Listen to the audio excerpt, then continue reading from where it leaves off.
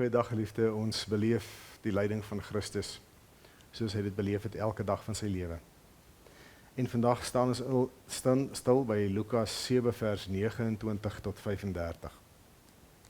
Al die mense, ook die tollenaars, het na hom geluister en was aan die wil van God gehoorsaam. Hulle het hulle met die doop van Johannes laat doop. Net die fariseërs en die wetgeleerdes het die bedoeling van God verwerp en hulle nie deur Johannes laat doop nie. Verder het Jesus gesê, waarmee sal ek die mense van hierdie geslag vergelyk? Wie is soos hulle? Hulle is net soos kinders wat op die marklyn sit en vir mekaar roep, ons het op die fluit gespeel en julle het nie gedans nie. Ons het 'n treurlied gesing en julle het nie gehuil nie. Johannes die doper het gekom en nie brood geëet of wyn gedrink nie. En julle sê, hy is van die duiwel besete. Die seun van die mens het gekom. Hy het geëet en gedrink en julle sê, kyk, daar is 'n vraat en 'n wynsuiper, 'n vriend van tollenaars en sondaars. As jy in hierdie lewe 'n kind of enige iemand wil breek, dan moet jy hulle name noem. Enige mens kan dit net tot op 'n sekere punt vat dat hy allerlei name genoem word.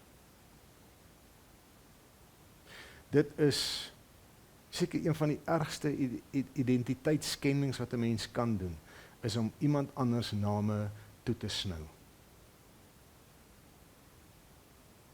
En hier kom die mense van sy dag, nogal die fariseërs en die wetgeleerdes, die kerkmense, en hulle sê van Jesus, hy's 'n vraat en 'n wynsuiper. Maar hulle het niks goeds vir enige iemand op hulle lippe nie, want toe hulle praat van Johannes, toe praat hulle van 'n duiwelbesetene. So al wat hulle ken, in hulle arrogante verwaandheid, in hulle sin van eie belang, is om ander te verkleineer, is om ander se identiteit te verdraai. En ek dink dit was die grofste iets om aan Christus te doen, om aan Jesus die mens, om hom name te noem soos 'n vraat en 'n wynsuiper. Want dit is juis in sy saam eet en saam drink, saam met sondaar mense waar hulle redding gelê het, waar sy liefde en sy genade duidelik geword het. En hier kom hulle met hulle naamnoemery, met hulle leuns, en hulle ontken hom heeltemal. Wat 'n lyding. Ons is baie gesteld op ons naam. Ons sal nie laat iemand oor ons iets sê nie. As jy nou 'n lollery tussen twee mense wil begin, dan moet een nou die ander een 'n naam noem.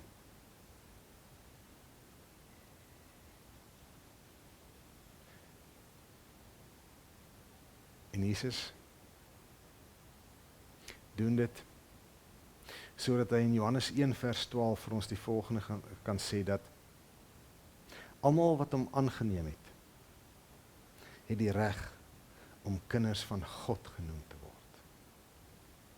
Jesus kom deur hierdie lyding van om name genoem te word, sodat ek en jy kinders van God genoem kan word. Dis 'n verskriklike prys om te betaal. Wie van ek en jy is bereid om ons naam op te gee, sodat iemand anders 'n beter naam kan kry? Nie net 'n troosnaam nie, maar 'n ewige naam wat ewigheidswaarde het. Ons sal dit nie sommer noem nie, of sommer doen nie.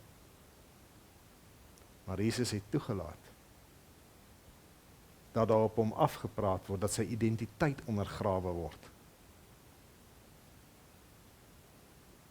Hy het 'n vraat en 'n wynsuiper geword in hulle oë, sodat ons kinders van God kan word. Mag jy sy lyding sien en dit waardeer.